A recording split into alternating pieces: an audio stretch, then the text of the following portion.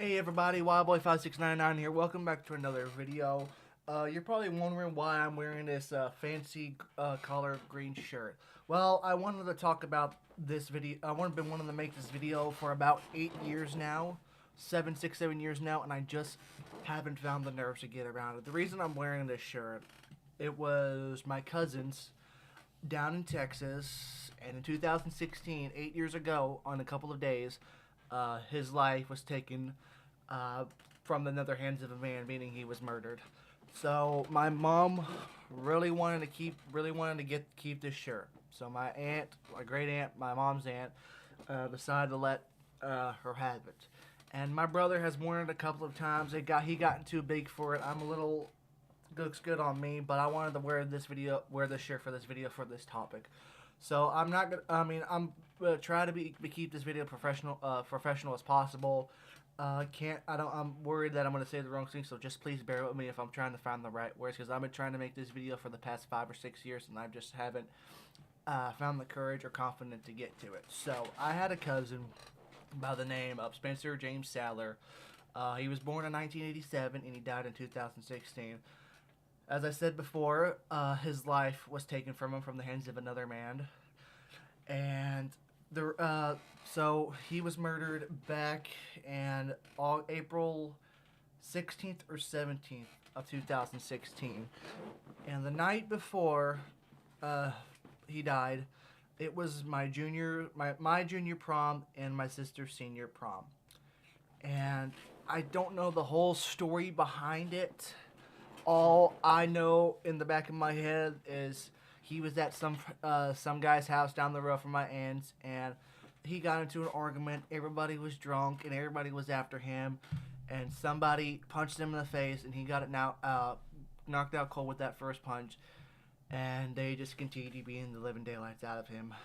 So, and I guess there's a lot of other stuff that I'm too worried that I'm going to say or something like this, but so it made it pretty much 8 years later. Nothing has been done. Nothing has been done at all. There has been no justice. The man who killed him is still walking free to this day. There have been many incidents in the same Indian reservation. But anyway, I'm just gonna go talking about details. So the night before he was killed, I went to my junior prom and my sister's senior prom. And then I got home that night about 10:30, 11 o'clock, and I went to bed and I slept on the couch. My mom got up that morning, made coffee like she usually does, and my great aunt, my mom's aunt, called her phone. It was early in the morning, and she kind of didn't answer the first time because she just woke up. So my aunt called her back, and she answered because she thought she was going to talk about how prom went, because it was the day after my junior prom. Prom was that day, and somewhere between from that night to the very next morning, he was killed. So my mom answered the phone, and she heard on the other line was my aunt screaming off the top of her lungs, screaming, "Spencer's dead! Spencer's dead!"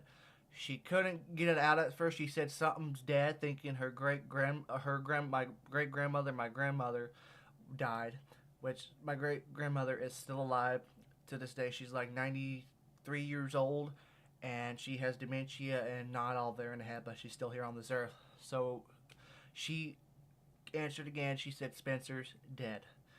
And from what my mom's told me, my aunt was screaming on the phone, and my mom starts bursting the house in tears, and I'm just barely waking up. I hear her crying outside. Next thing you know, I hear her run to the house crying. My dad's waking up, and he's saying, "What's the matter?"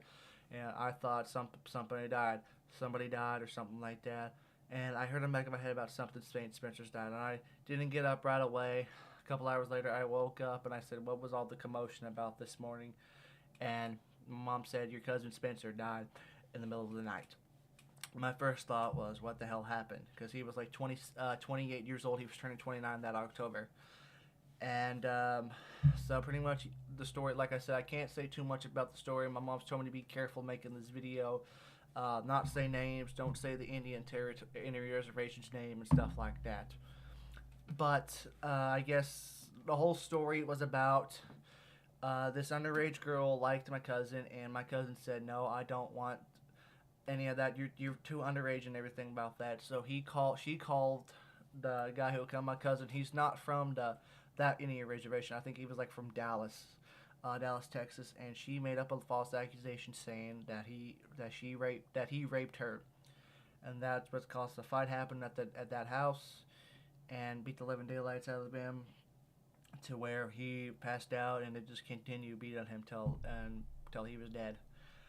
So luckily, I did go to the funeral, but I was not. I didn't cry at. I didn't break down crying or anything till like that July. But I did have some emotional outbursts at school. I took somebody's phone charger and I chucked it across the room, and the teacher gave me attention. I told her to grow a pair of balls, so she sent me to the office. I slammed my chair down, and she said something I can't remember, and I told the teacher just to fuck off and leave me alone. And then I got 3 days of ISS. Refused to go the first day because I said this is some BS. I just said a word, grow the fuck up, and stuff like that. And so when I went to Texas, I was still had to serve ISS. I went to the viewing, went to the funeral, and they had a lunch at the church and stuff like that. And but yeah, um, I during the visit during the viewing and the funeral, I was too scared to go up to his casket because they said that he was so unrecognizable that you couldn't tell who it was until my great uncle, his dad, saw the tattoo on his chest and confirmed that it was him. He was the one who confirmed it was him, and I was too scared to go up to his casket and say goodbye because I don't know why I didn't.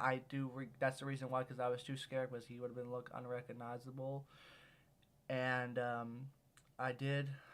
I regret not going up there and saying goodbye. And then we went to the funeral, and then we drove all the way out to the middle of nowhere to a cemetery. And when they brought the pallbearers out, the people from the reservation, they went. I know some guy, an Indian guy, Native American guy, he cut off his ponytail and put it in his casket. And when they were carrying his casket to the gravesite, they were banging on sticks and singing an Indian chant or something like that. And so after that, we went to the lunch. And surprisingly, I only saw my aunt and uncle cry one time, and it was during the funeral, and that was it. Um, like I said, I didn't cry. My mom, of course, I'm like my mom, and I'm an emotional person. I wear my heart on my sleeve, and I shut down really, really easily. And so, my aunt was very strong. My uncle was strong, and like I said, maybe they deal with it behind closed doors, and so maybe they talk about it. I guess my mom was telling me the other day that it's been 8 years and nobody ever really talks about him. I guess my cousin that my brother has a good relationship with. I guess his way of dealing with it, when somebody brings up Spencer's name, he walks out of the room. And my cousin, his older brother, uh, he has 3 kids, and 8 years later, that they won't take his kids to the gravesite to see his headstone and stuff like that. He has a beautiful, beautiful headstone, which you'll see in the thumbnail and at the end of the video. And so went to the funeral, went to the gravesite, and went to the some church or something, had a lunch and something like that. And my aunt smiling and talking and being friendly to everybody, which she was taking it. Well, my great aunt is actually a teacher, and my cousin, his brother, is also a high school teacher. So I think she's a middle school teacher, and my cousin, his brother, is a high school teacher. He was originally a college professor, and now he's a high school teacher. And and then we finally went back home the day afterwards. And like I said, I thought about him every day. I made a tribute video a couple of weeks later. I don't know if I still have the video up or anything. I listened to this song by Creed, and it just reminded me so much of him. So I said I'm gonna make a tribute video, which I'll do another tribute video to this song at the end of the video. I'll do a little bit of tribute to him at the end of the video. And I played this. I listened to the song, and I was starting to get into Creed at the time, listening to their songs and everything like that. And the song is called "What's This Life For?" and it just basically talks about a death of someone from suicide, which that's completely different to murder. But when I hear that song, it just it reminds me of him. It reminds me of Spencer. And so a couple of months roll by. The guy sitting in jail for a couple of months. He confessed to killing him, and then he later came out saying it was an accident and he didn't mean to. So one night during that following summer, I was in the town's community theater. I had a small role, a very very small role, and of course I was upset about that because I didn't. I had a really small role, 4 lines, 2 minutes of stage time, and that was it. And then it was 2 or 3 days before the dress rehearsal for the live show, and I remember popping off to somebody. I think it was the person who played the Mad Hatter, and she popped off or said something. We were sitting on the end of the stage. I said, "Can you get out of the way so I can sit?" And then she wanted to pop off and say how rude am I and how rude I am and so demanding and I don't deserve to be in this play. Next thing you know, I grabbed a ball, one of the croquet balls. Wasn't a real play. It was just a plastic styrofoam ball that was colored. So when she said that, I chucked that across the side of the theater and stormed off stage. Threw my hat down and said, "I'm not doing this anymore. I'm not going to be talked to like that." And I started breaking down in tears right there. Of course, a drama teacher who has been so good to me, who probably one of the best teachers I've ever had, She said, "I'll talk to her about it, make her apologize and everything. I want you to be in the show because you're a huge part of it, and and all that." So she drove me home that night. My mom was still up, and we started talking about Spencer and how things were rough. And next thing you know, I finally break down in tears and I fucking lose it. I lose it. I lost it. I talked it. I could barely breathe. I was hyperventilating. I was crying. It was like 10:30, 11 o'clock at night, and I'm screaming at the top of my lungs in tears, crying and crying and crying. My mom just let me have my moment. I couldn't tell if it was a meltdown. I couldn't tell if it was grieving. Maybe both at the same time. I have no idea. But we we talked it out. I didn't went to bed that night, and got up the next morning. Went back to the dress rehearsal. The girl apologized and said she didn't mean that stuff. And I'm a kind of person. She was just agitated that night. She apologized and we made up and things were good. And that November, I think it was right before Thanksgiving. They were finally some trial. This trial's been going on for years and stuff like that. And so far, his choices, if he was going to get guilty, it was first degree manslaughter or first degree murder. Of course, they chose neither of that. And my mom told me that. Next thing you know, I slammed my door, I threw stuff off the wall, I'm hyperventilating, I'm screaming, I'm crying, because I guess people have explained, I don't show, I show all stages of grief in the span of 10 minutes. That's pretty much what all stages of grief, anger, denial, acceptance, and stuff like that. And I guess I show all of them all I go through all that in the span of 10 to 15 minutes. So, and then we started talking again and stuff like that. I try to go on about my day, but every day I'm walking the hallways of school and I'm thinking of Spencer. I thought about Spencer for like a year for every minute part of my life. And of course, nobody, of course, I was in ISS and everybody heard rumors and stuff like that. Nobody's like, "Sorry for your loss, Colton. Sorry for your loss. I'm here if you need anything." They just gave me 3 days of ISS for an outburst and nobody cared. And anyway, this bitch in school popped off and said, "Yeah, your cousin's dead. Haha, what are you gonna do about it?" Her dad died senior year, and of course, some teacher decided to give her a get well card to for her loss, and anybody, and every senior had to sign it. I said, "Well, I ain't signing nothing." So as soon as that grieving card get to me, I handed it to the next person up, and I said, "I ain't signing because what she said about my cousin." And then one of her friends called me a cold and heartless person. I said, "Oh, so she's not for laughing about my cousin's death? Well, that's different." No, it's not. But and then 2 years after I graduated, I went to mistrial, and then kind of lost touch about what happened because my mom's pretty much the only one to post about it. And this is where I finally lose faith in the justice system because O.J. Simpson died a couple days ago, and that motherfucker walked free for the rest of his life. You know, he killed. Personally, O.J. Simpson did it. I don't care if the fucker's dead. He did it. There's no if and or buts about it. Same way I believe Casey Anthony killed her child. No if and or buts about it. So and then both of them walked free with a little time served. Same things happened to my cousin's murderer. I guess the way they explained it is he was having anger outbursts in court, hitting stuff, smirking about it, and stuff like that.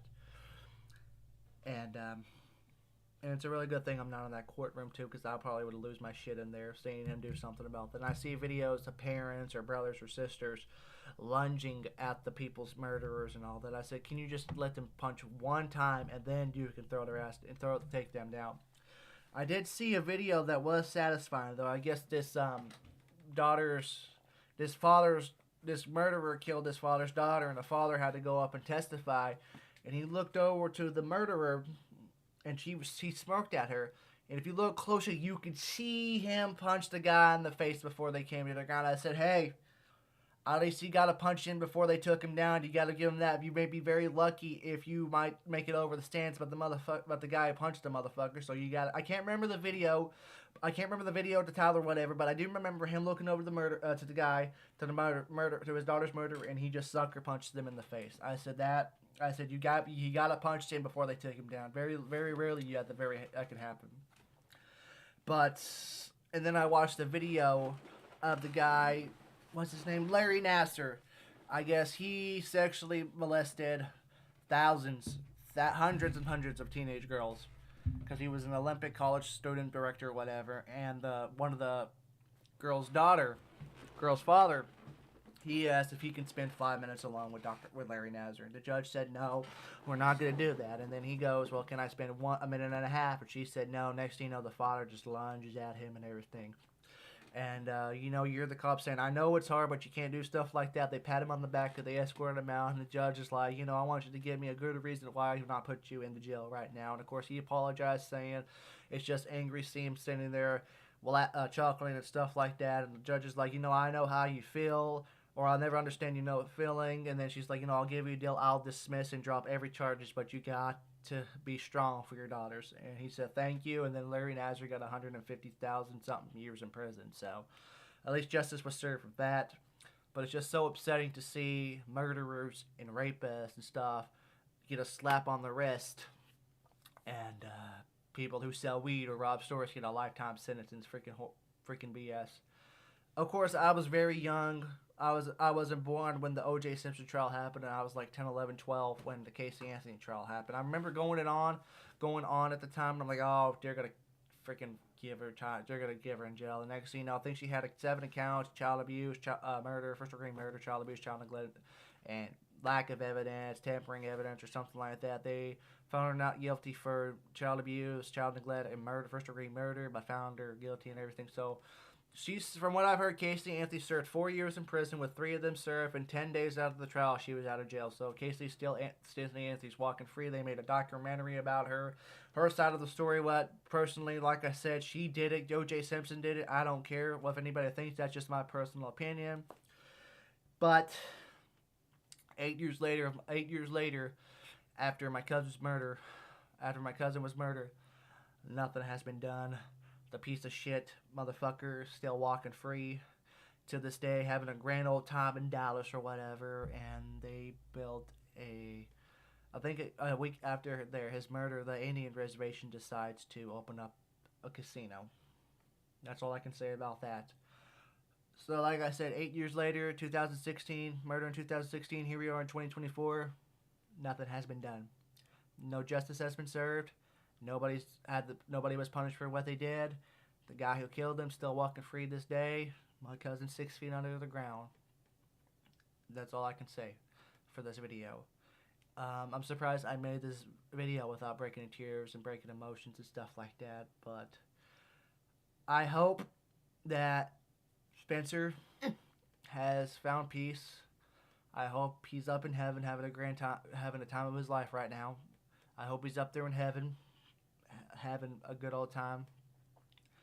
And I hope one day that the people who were responsible for killing him get what they come. It might not be in this lifetime, maybe in the next lifetime. Who knows? I just hope that he's happy wherever he is. So, I'm going to end this video because I can feel the tears in my eyes. So, I hope you guys watched the video. I hope you enjoy. I really hope you sat through this video. I'm not expecting this video to get many views or comments or anything, but I just wanted to talk about this video because I put it off for 5, 6, 7 years. Every year I keep thinking I'm going to do it this year, I'm going to do it this year, I'm going to do it this year, and something tells me that this year, the time is now to do this video. I said put on the shirt, get in front of your camera, talk about it. So that's what I'm doing for this video. You're going to be seeing a small tribute at the end of this in just a second. So all I just ask is just some encouragement from my family, prayers from my family, some kind of words and everything. So hope you guys enjoy it. Spencer, I know you're never going to see this video, but if somehow you do, we miss you, we love you, and we hope you're having a good time. Thank you guys for watching.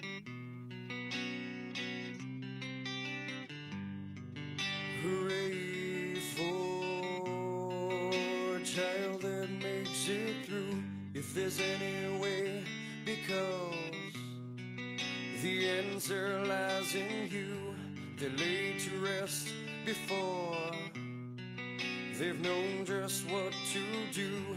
Their souls are lost because they could never find what's this life for.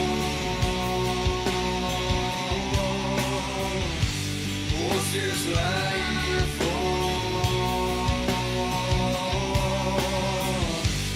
What's this life?